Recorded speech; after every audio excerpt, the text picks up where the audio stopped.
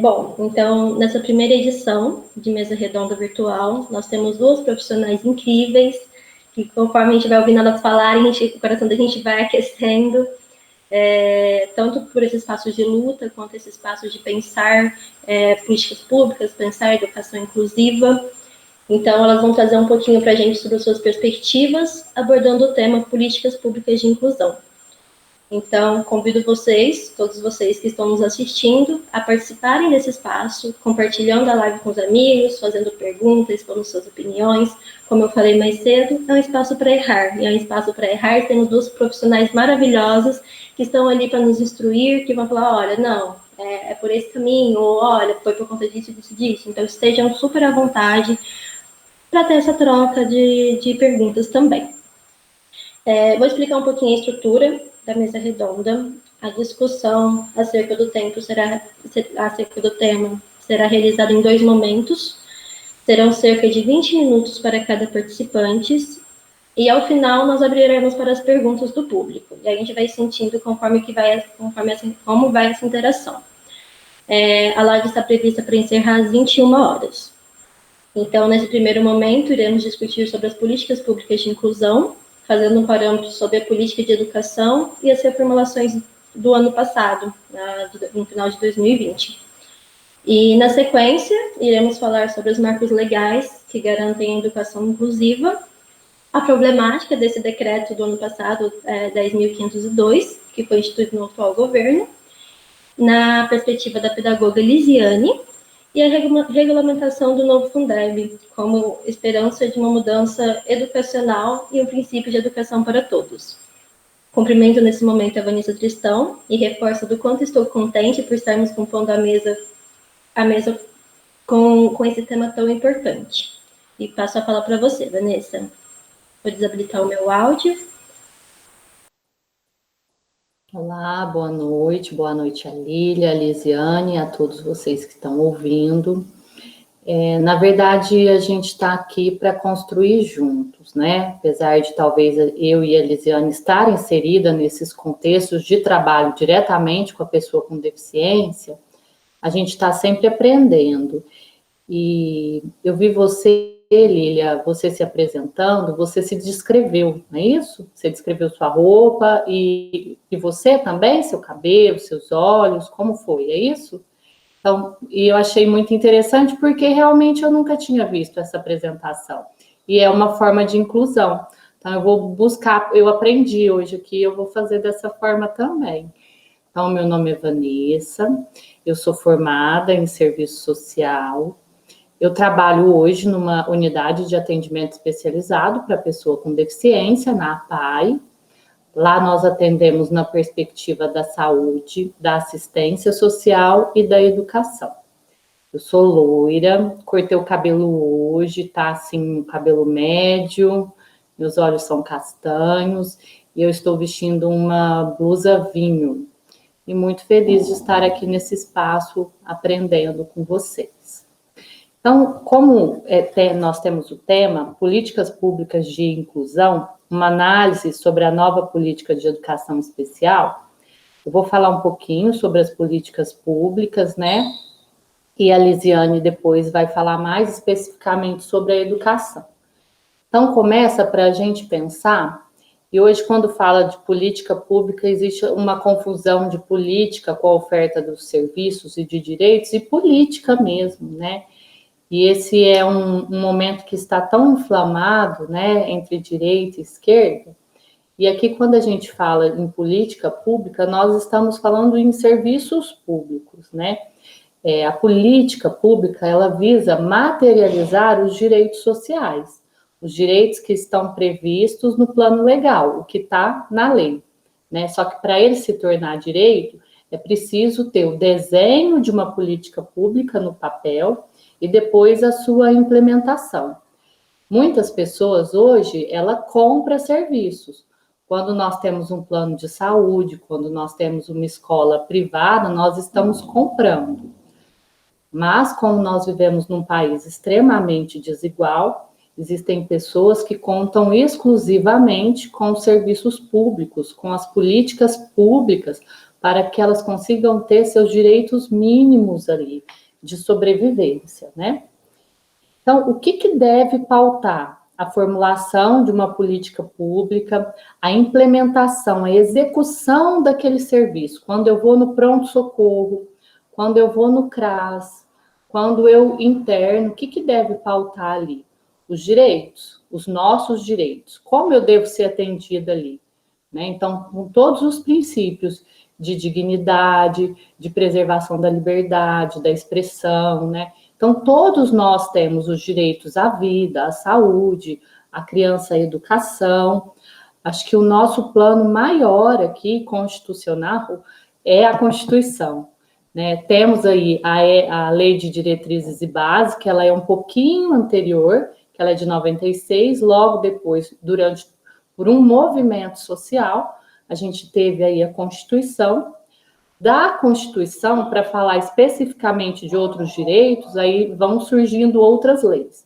Então, a gente tem aí a Lei Orgânica de Assistência Social, a lei que instituiu o SUS, que é de 1990, veio 2 anos depois da Constituição. Temos falado muito do SUS nesse momento de pandemia, temos visto o quanto essa política pública salva vidas, apesar de ser desafiadora, de precisar melhorar, muitas pessoas estão sobrevivendo e vivendo por conta de uma política pública de saúde.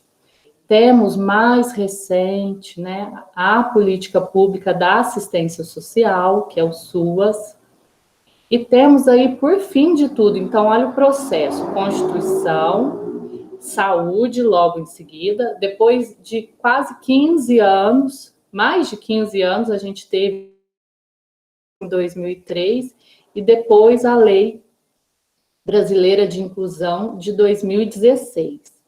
Então, quando a gente pensa nessa trajetória, a gente vê o quanto é novo essa discussão sobre a pessoa com deficiência. O quanto é nova a discussão sobre a assistência social, mas mais nova ainda é a nossa discussão. E por que que a Lei Brasileira de Inclusão foi feita tão recentemente? Primeiro que ela advém da Convenção, né, da ONU, internacional da ONU, onde o Brasil assinou aí um tratado e depois ele teve que organizar a sua legislação aqui. Como eu falei, é depois da legislação que se desenha a política pública, mas no Brasil, as políticas públicas, infelizmente, elas são desenhadas, mas elas não caminham para que as pessoas tenham acesso aos direitos. Nós tivemos a Constituição, com um movimento social muito grande para que as pessoas tivessem os seus direitos sociais adquiridos, mas logo depois, e junto com esse movimento, o Brasil foi inserido num contexto onde as políticas públicas são ofertadas com um viés neoliberal, com um viés de enxugamento dos gastos públicos, né? A gente ouve o tempo todo, não só desse governo, mas de outros também, a questão de contenção de gastos. E, na verdade, será que nós estamos... Falta recurso público no Brasil ou são as prioridades que são outras? Quais são as prioridades da Constituição até aqui, para que a gente tenha a oferta dos serviços públicos, e aí vamos falar de saúde, como a gente viu hoje, esse retrato da saúde. O povo que precisa de atendimento público, o povo que não consegue pagar. Como o governante vê as pessoas em situação de vulnerabilidade dependente da política pública? Qual é o respeito que nós temos pelas pessoas que dependem da política pública do Brasil? Como nós vemos as crianças que dependem da política educacional no Brasil?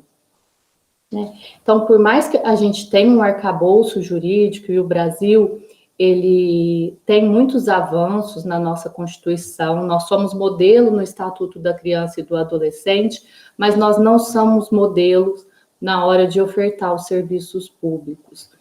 A gente ouve uma discussão muito grande, principalmente agora, com todo esse olhar de enxugamento de gastos públicos, que é o olhar, e agora nós temos, ele não é mais liberal nem neoliberal, ele é ultraliberal, de que os países onde as pessoas compram serviços são países desenvolvidos, e que então o Brasil podia adotar esse modelo também. Mas nós precisamos lembrar do legado da nossa desigualdade social. Uma desigualdade que as pessoas, mesmo às vezes com a oferta da escola pública, a criança não consegue chegar. Ela não consegue chegar, primeiro porque às vezes não tem escola no bairro, ela não custeia o transporte, ou ela não consegue pagar o uniforme, ou ela não tem o tênis, ou ela não tem a comida, ou ela vai só para se alimentar. Então, nós não conseguimos no Brasil hoje pensar em um outro sistema que não seja a oferta de serviços públicos gratuitos para a população, né? Talvez, se tivermos aí uma política de combate à desigualdade social, onde as pessoas consigam todas ser inseridas no mercado de trabalho, ser autônomas, elas talvez a gente possa um dia sequer começar a pensar, mas hoje é impossível. Então, apesar da gente ter todas essas legislações, as políticas públicas, elas não caminham de acordo com a legislação. E a gente vê que nós vivemos momentos de desenvolvimento e momentos de refluxo, momento onde parece que a gente retrocede um pouco, né? Então a gente pergunta, para que serve a política pública hoje? Todas elas, né? A oferta, ela tem o fim que o cidadão precisa e deseja para uma vida digna e autônoma, ou ela tem um outro objetivo, né? Por que será que a gente investe em educação e a gente não tem ainda um resultado que a gente espera? Porque no nosso município, em Franca, quase 50% dos nossos adolescentes não conclui o ensino médio. A quem serve isso? Como esse jovem estará preparado para um mercado de trabalho hoje tão competitivo e tão desigual? E por que a política pública para a pessoa com deficiência tem sido pensado tão recentemente? Nós temos uma dificuldade enorme que hoje a gente tem na legislação, a questão que uma empresa, quando ela tem mais de 100 funcionários, 5% das vagas delas precisam ser reservadas para as pessoas com deficiência. Como esse mercado de trabalho pensa essa pessoa com deficiência? E a gente vê que, na verdade, ele quer admitir um trabalhador que tem deficiência, porque ele quer que aquele trabalhador tenha as mesmas habilidades e consiga executar as mesmas funções que uma pessoa que não tem deficiência. Será que existe uma ligação da não oferta dos serviços públicos, porque essa é uma pessoa que você não precisa investir, porque muitas vezes o mercado de trabalho não vai absorver essa mão de obra. E eu falo isso porque a gente vê hoje a educação, de um lado, ela está muito distante do que o mercado de trabalho precisa, né? A gente vê que as pessoas terminam o colegial, muitas vezes sem perspectivas de trabalho, de sonhos, de projetos profissionais. E será que não é bem isso mesmo o projeto que se pensa para essa população? Porque eu preciso hoje no mercado de trabalho ter uma população sobrante. Porque eu preciso, capital, eu preciso que tenha profissionais qualificados, competitivos, alguns que ficam fora, para que eu possa não lutar pelos direitos enquanto trabalhador. Porque a oferta no mercado, ela tem muito. Então, a gente vê que todo esse viés, todo esse pensamento ele caminha junto com a nossa sociedade, de não oferta dos serviços conforme os nossos direitos, e principalmente para a pessoa com deficiência, porque a gente vê que hoje nós precisamos ser trabalhadores, pessoas que desenvolvem um trabalho que entrega algo, naquela educação mesmo, que eu acredito que a Lisiane vai falar, capacitista, né? A proposta do governo, nós temos em 2016, se a gente tem um cenário já tão difícil, em 2016 a gente teve com o governo Temer o congelamento dos gastos públicos, né? O objetivo atual é diminuir de 20% o que se investia em políticas públicas, de se investir 12% agora. Porque agora nós temos o regime, né, fiscal no âmbito do orçamento, inclusive da Seguridade Social. E o que a gente está visualizando são as famílias recebendo agora as cartinhas do INSS para fazer a avaliação, por quê? É preciso diminuir o número de pessoas que recebem o benefício de prestação continuada, porque nós diminuímos 8% do investimento.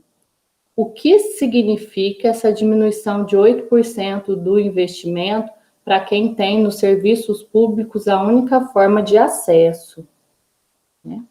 Então, o que a gente vê que tem aí todo um projeto de destruição e de desarticulação das políticas públicas, combinado com o ataque às instituições democráticas. E aí a gente vê toda a fala atual, essa é bem atual, né? Esse ataque às instituições democráticas do governo Bolsonaro, ao Congresso, ao Supremo Tribunal Federal, e de todas as instituições que têm um posicionamento crítico, de todas as instituições que conseguem olhar para tudo que está acontecendo e fazer essa leitura, né? Então, a gente vê o ataque à imprensa, à universidade e aos movimentos sociais. Então, esse projeto que perpassa o Brasil desde a Constituição, né? Assim, para deixar claro que ele não é de agora, a gente vive, sim, um acirramento. Ele é capturado pelos interesses do mercado, quando eu falo do trabalho, da educação, né? A gente verifica que é muito pelos interesses do mercado, da universalização junto com isso, de ideias moralizantes. Então, dentro desse cenário de política pública e de direito social, eles ainda perpassam pelas ideias moralizantes, conservadoras e retrógradas, e a gente vê isso muito no decreto do final do ano, né, com a nova política de inclusão social. E o que a gente vê é que eles planejam desregulamentar o tempo todo a Constituição e os direitos, e não diferente, isso também acontece no âmbito da pessoa com deficiência. Não é algo descolado. Quando a gente vê essa política, a nova política de inclusão, ela não é descolada, ela está também, ela caminha junto com a visão da política de educação, de quando a gente pensa agora, né, naquela educação militar, dos colégios militares, da toda a questão do conservadorismo que vem junto com essas políticas, né? Então, isso é importante a gente pensar que é um projeto muito maior do que um projeto para pessoa com deficiência exclusiva. É um projeto para o país, né?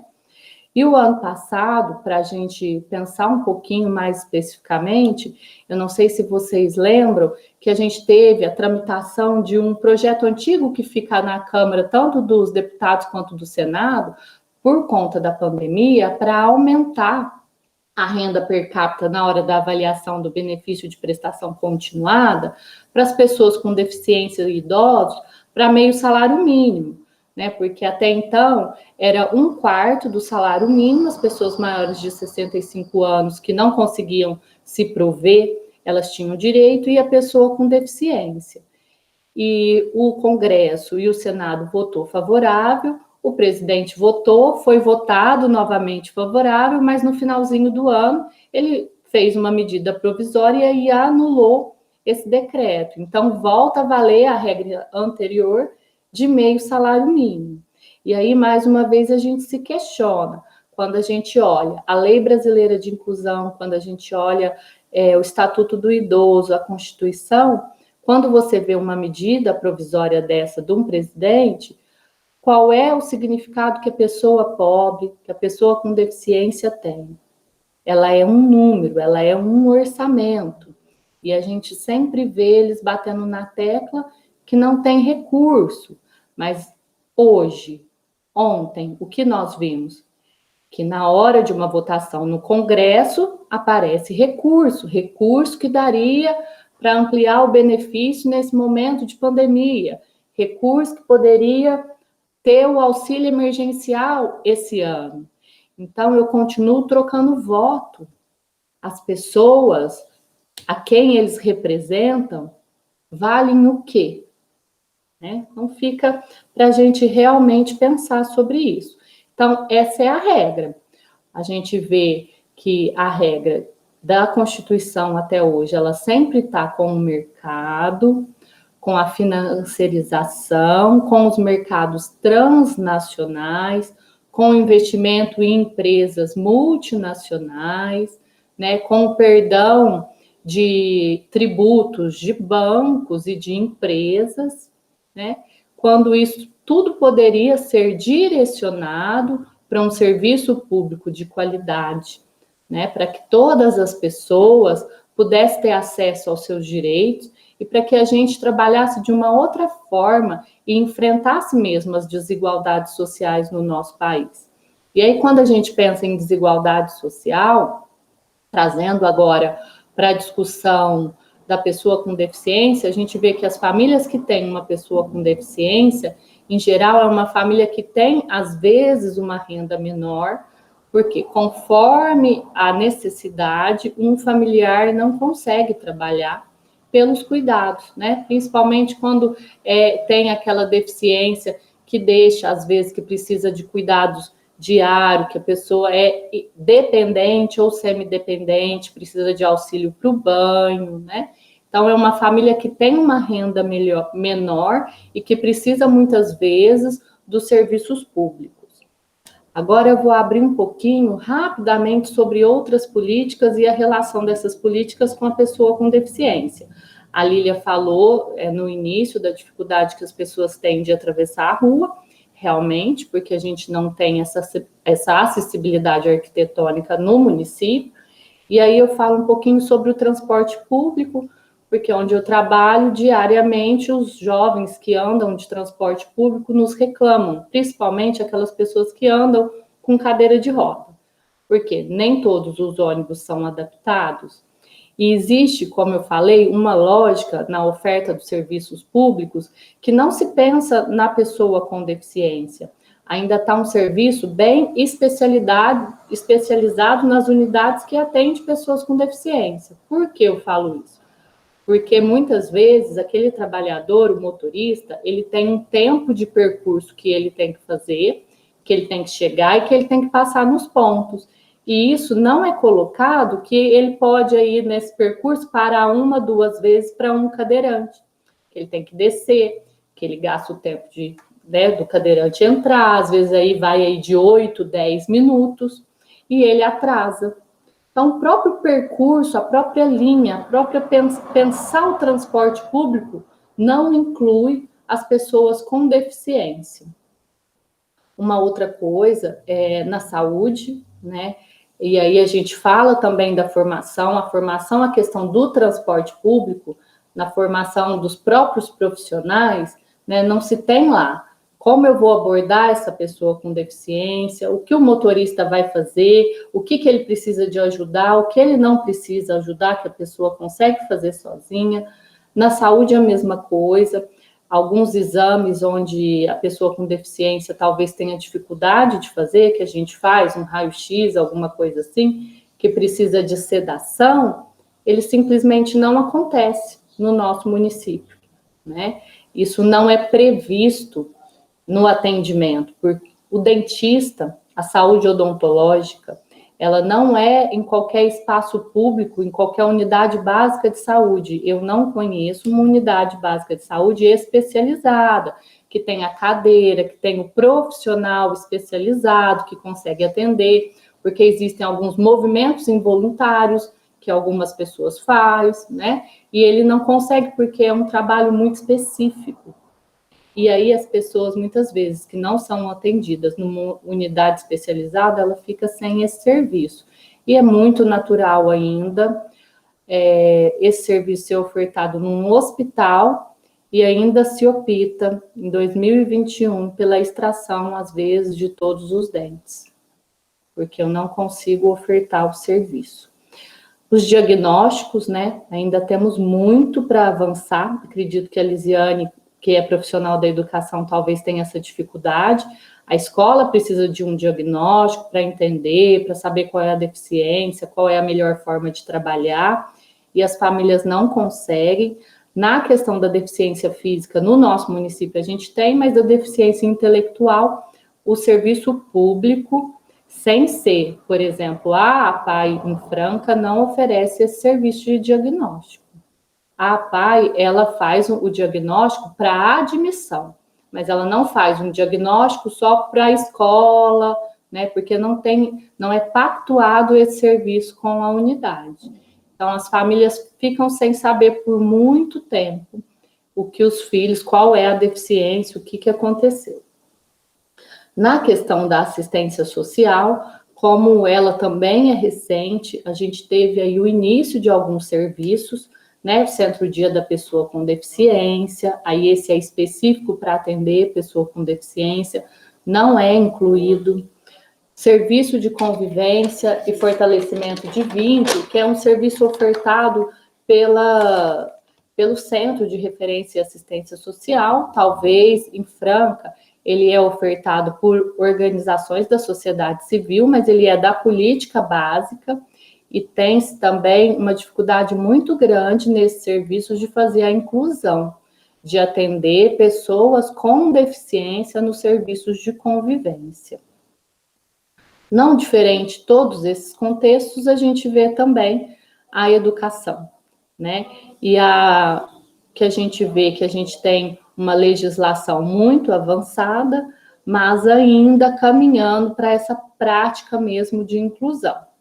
Então, colocando ainda o que a gente não tem em aspecto nacional, a gente vê que tem municípios mais avançados, estados que trabalham diferente, o Brasil não é unificado nessa oferta, né? Vemos que os currículos escolares, as formações de todos os profissionais, não são só dos educadores, mas sim do serviço social, da medicina, da enfermagem, ainda não inclui, né, o trabalhar com as diferenças físicas, com as diferenças intelectuais. Falta ainda, a gente tem tecnologias assistivas hoje de ponta, de primeira, mas elas ainda não chegam à escola pública.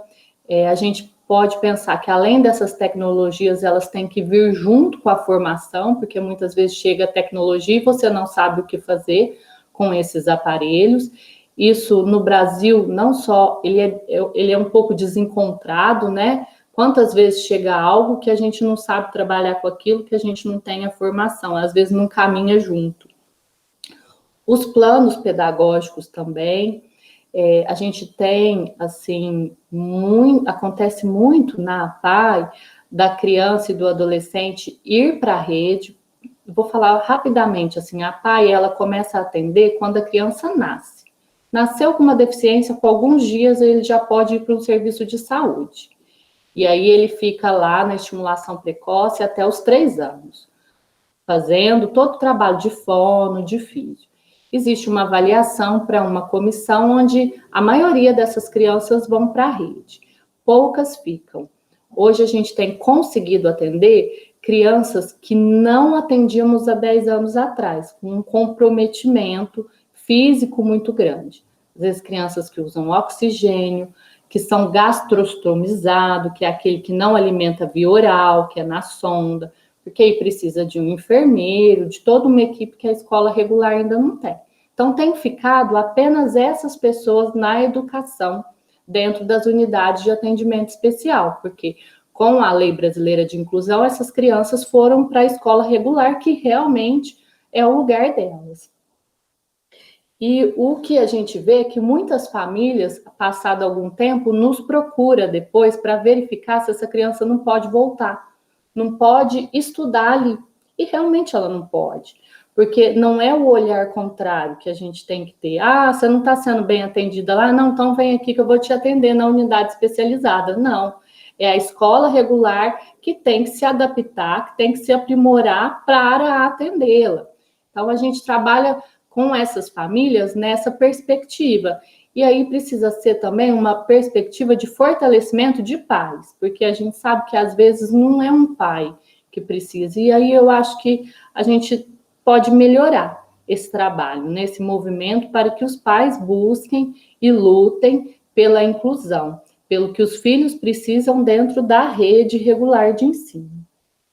E aí a Lisiane agora vai falar um pouquinho sobre o decreto, né?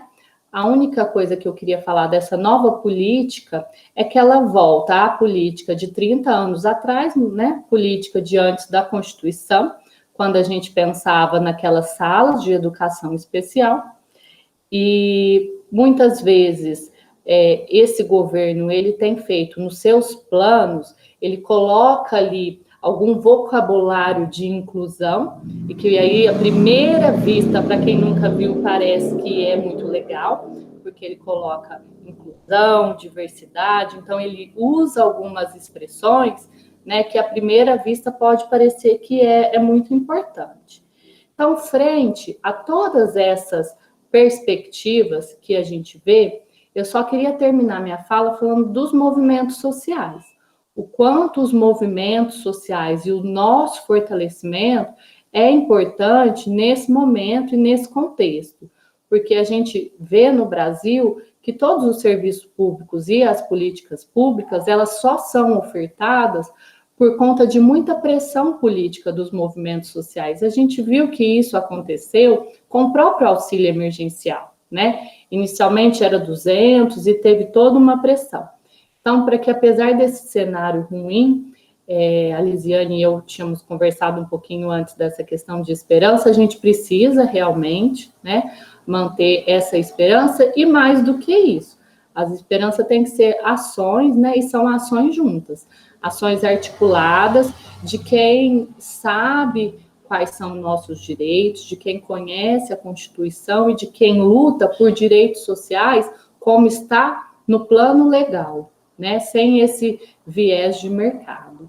Então é isso, eu passo a palavra para a Lília e depois da fala da Lisiane a gente volta a conversar. Bom, na sua fala você traz pontos importantíssimos, que é tanto esse aspecto, esse pensar em quantitativo, né, de você olhar o resultado e falar, nossa, eu preciso olhar uma situação e falar, preciso de resultados.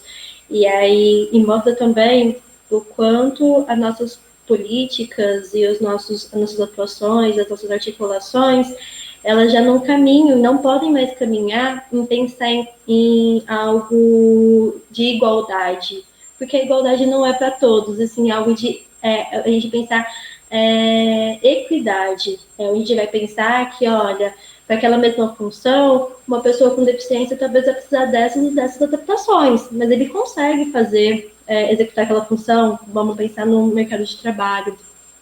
E aí são falas por algumas pontuações que eu fui colocando, desse pensamento de produtividade, desse pensar, nossa, no transporte coletivo, quando a gente vai falar, o tempo dos motoristas não são calculados para receber essas pessoas.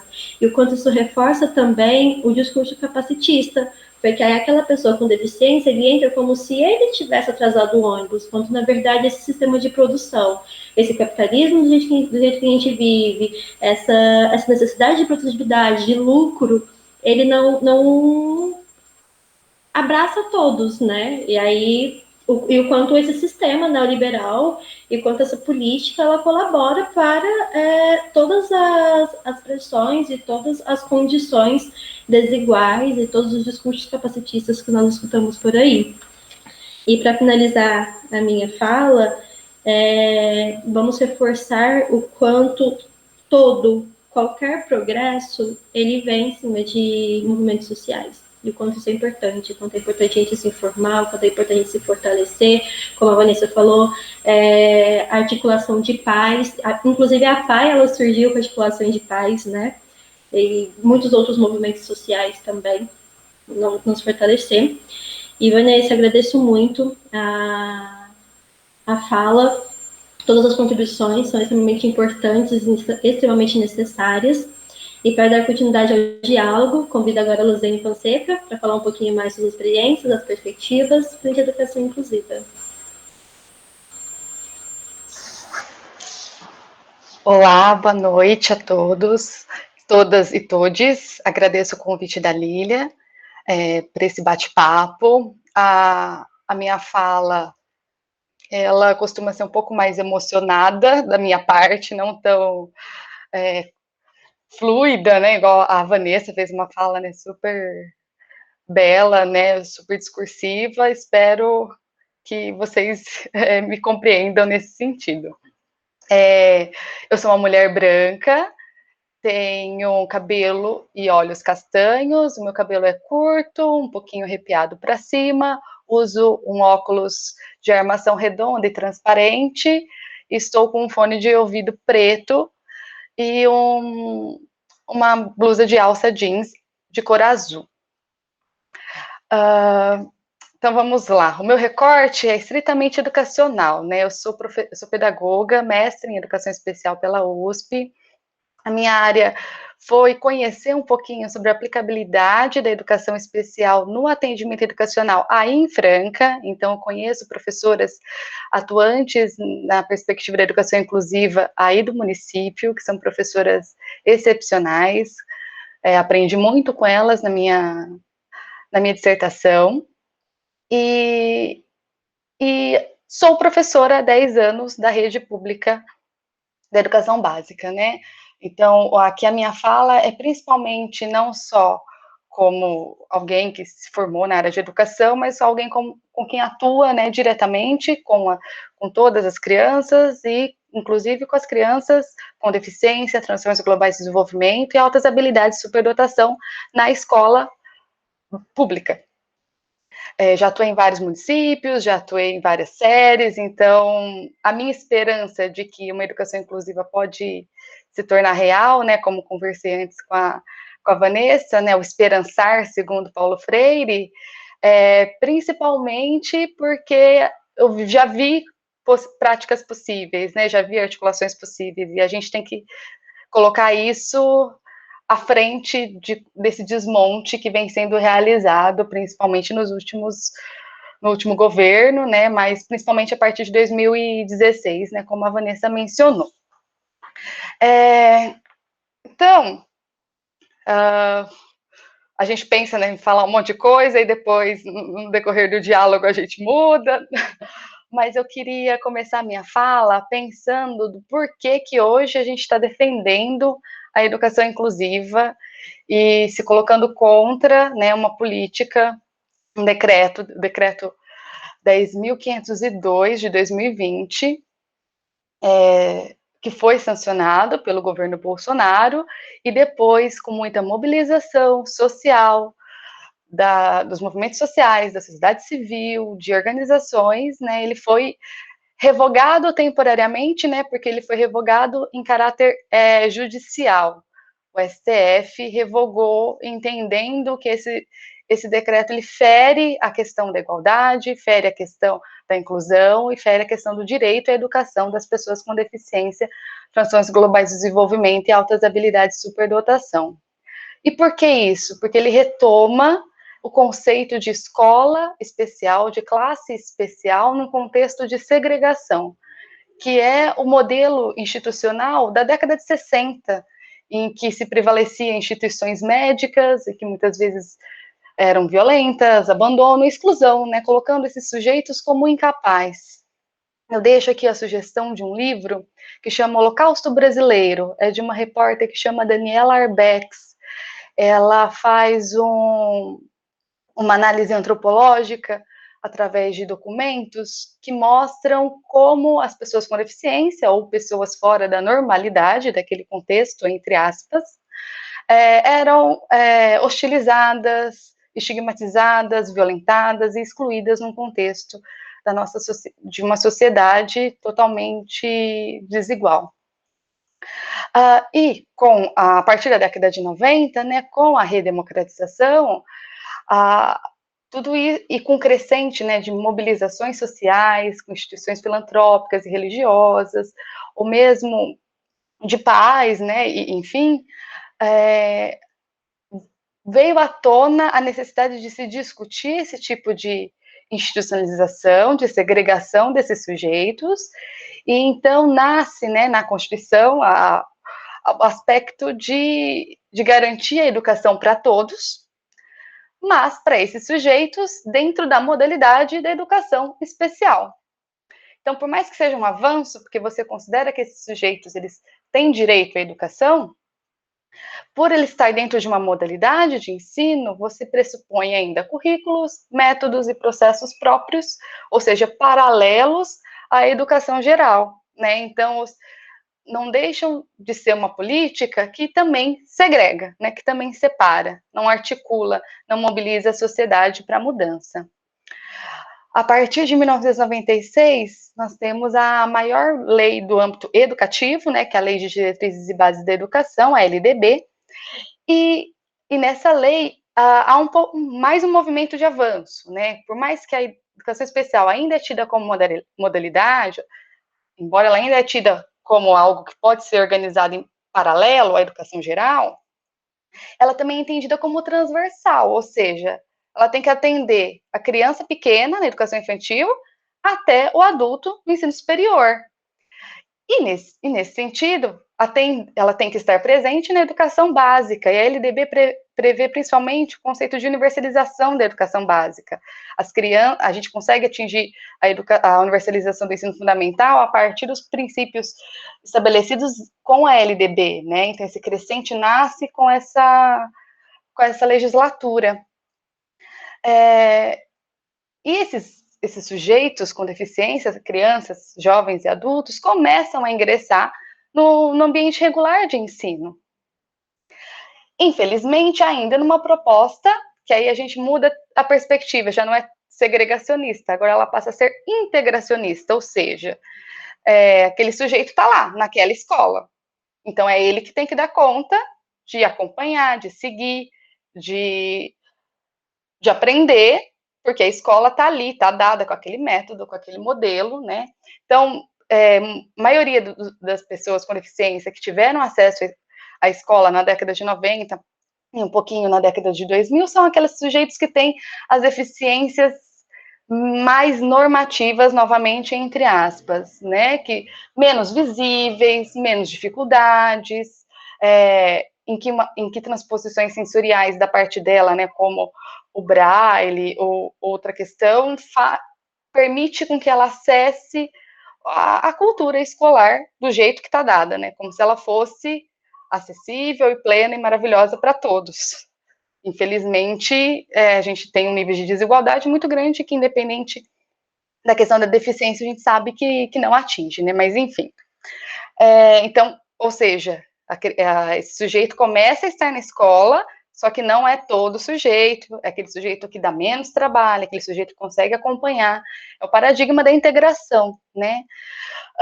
Só que exatamente por por começar a haver esse movimento deles estarem na escola, é que começa a nascer um novo paradigma, que é o paradigma que eu acredito, que eu luto, né, que é o paradigma que a Vanessa também defende, a Lilian, que é da inclusão, né, da gente modificar o contexto escolar, pensar que sociedade que a gente quer para transformar a escola nessa sociedade, né. Então, se a sociedade está pautada no modelo neoliberal em prol do mercado, eu não vou modificar a escola. Agora, se eu quero que essa escola seja inclusiva, que atenda a diversidade, as diferenças, o respeito, né, se eu quero um convívio harmônico com tudo isso, então eu preciso modificar a escola, e não de escola. Né, eu tenho que garantir uma escola de qualidade para todos, e não colocar o aluno com deficiência em uma escola em separado, né?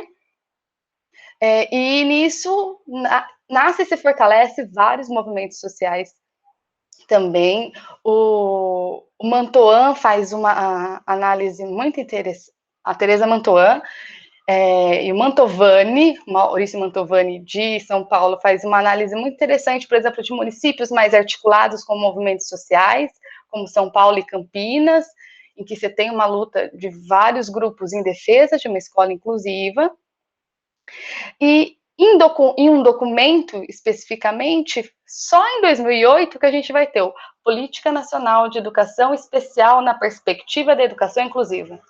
Ou seja, fazem somente 12 anos depois dessa trajetória de superar a segregação, de superar a integração, de ter uma mobilização social, para a gente ter num documento a palavrinha inclusão, né? E essa palavra vem, né, da Convenção sobre os Direitos da Pessoa com Deficiência, no qual o Brasil é consignatário, e incorpora em todas as suas legislações anteriores, inclusive. Incorpora ela na LDB e na Constituição, ou seja, põe um caminho a ser percorrido para chegar nisso. Ou seja, depois da democratização, foram quase 18 anos só de segregação, para poder começar a falar de inclusão. As pessoas que estão fazendo políticas públicas hoje conhecem a segregação, a integração.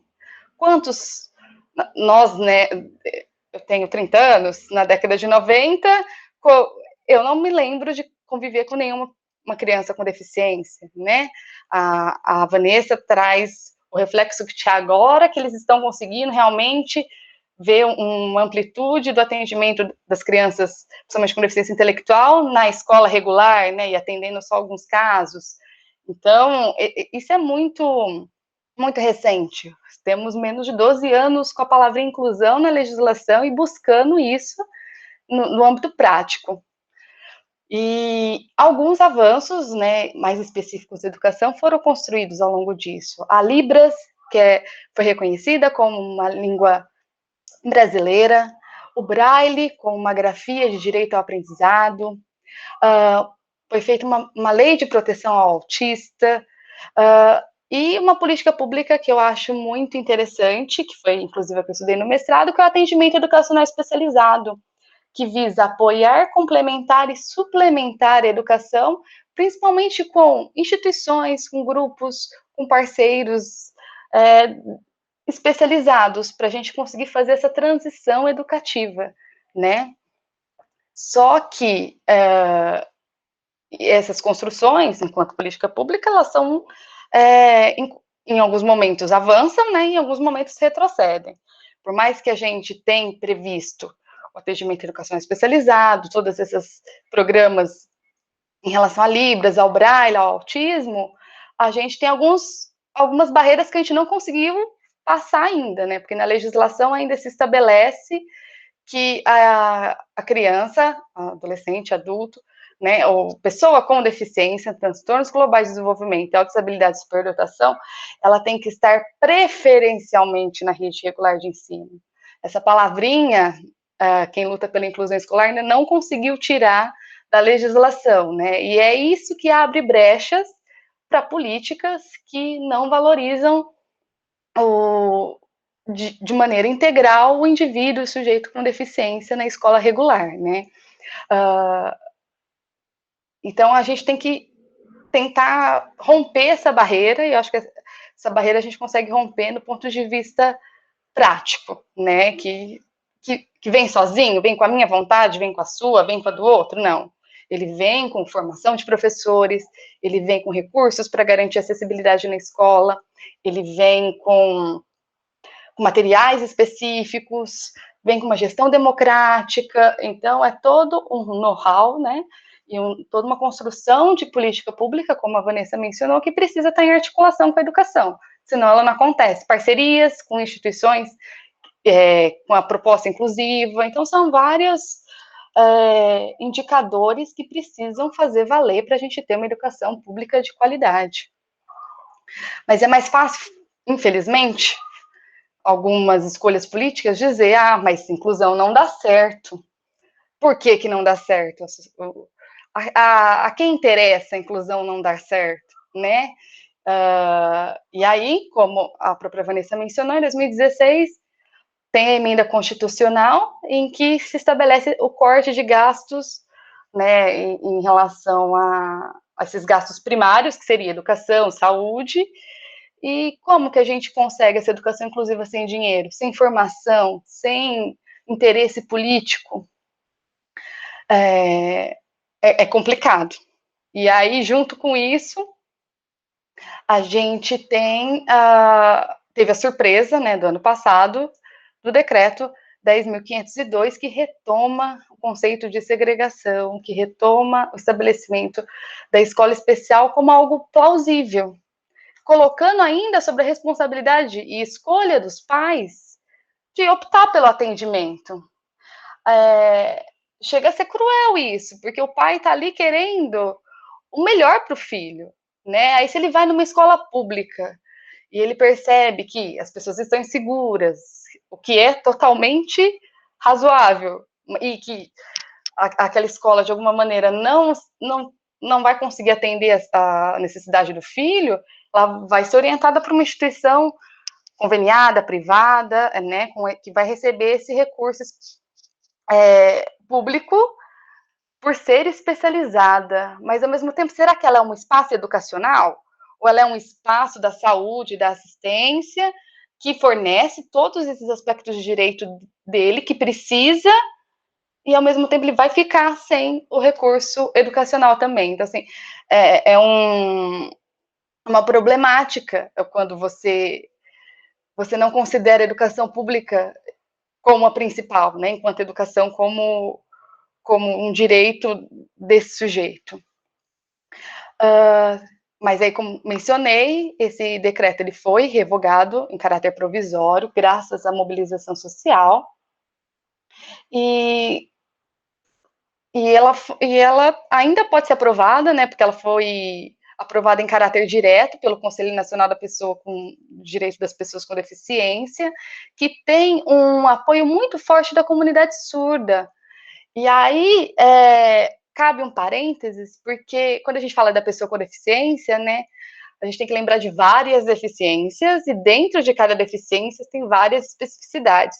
E a comunidade surda é algo bem peculiar, porque a gente tem um aspecto cultural dentro da surdez, e a gente tem o aspecto da deficiência auditiva, de perdas e tal. E o grupo da comunidade surda, que entende a surdez como cultura, né, um princípio muito válido e importante, ele tem um apoio muito grande também de instituições filantrópicas, vinculadas à igreja, por exemplo, e acaba tendo esse apoio governamental da atual gestão.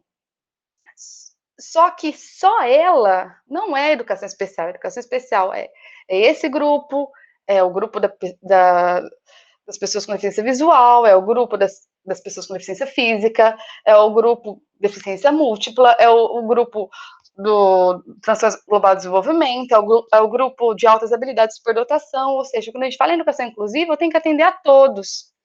E esse grupo, especificamente, ele até acha válida essa proposta de escolas especiais no caráter de ser escolas bilíngues, né? São crianças surdas que teriam a educação bilíngue. Só que o projeto de educação que a gente tem não exclui a possibilidade de ter escolas bilíngues. O Plano Nacional de Educação Especial, e na perspectiva da educação inclusiva, estabelece essa escola especial para atender especificamente esse público como algo importante. Mas isso não justifica que todas as outras deficiências e todas as outras diversidades sejam colocadas no mesmo grupo, né? Então a gente precisa ouvir tudo isso.